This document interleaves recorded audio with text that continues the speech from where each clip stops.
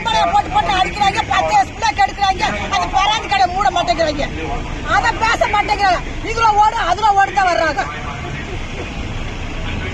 குடும்பம் எத்தனை குடும்பம் கெடுது, எத்தனை குடி கெடுது. ஒரு ஆத்தால காண்டிய போட்டு அடிக்கிறாங்க, அதெல்லாம் அந்த பராந்து கடை மூட மாட்டேங்கிறாங்க. ஓட்டு மட்டும் கேட்டு வர்றாங்க வேகமா. குடிக்க தண்ணி கிடைக்க மாட்டேங்குது. பொம்பளை பாசு ஓட்டு பசங்க பொம்பளை ஏற்க மாட்டேங்கிறாங்க.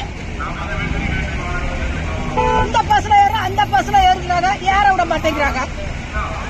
என்ன செய்யறாங்க மக்களுக்கு? அதாவது உனக்கு அதை பள்ளி கொண்டு வர பிள்ளைங்க படிக்கிறதுக்கும் மருத்துவ வசதிக்கும் திட்டம் கொண்டு வாங்கன்னா பைவெடி இருக்க சாராய கடையை கொண்டு ஒரு திட்டம் கொண்டு வர்றாங்க. ஒரு 20 கிலோமீட்டருக்கு ஒருக்க ஒரு மருத்துவமனை இவ்வாறு இருக்க வேண்டும் என்று உறுதியளிக்க வேண்டும் அப்படின்னு நான் ஆசைப்படுறேன். மருத்துவ வசதிக்கு எனக்கு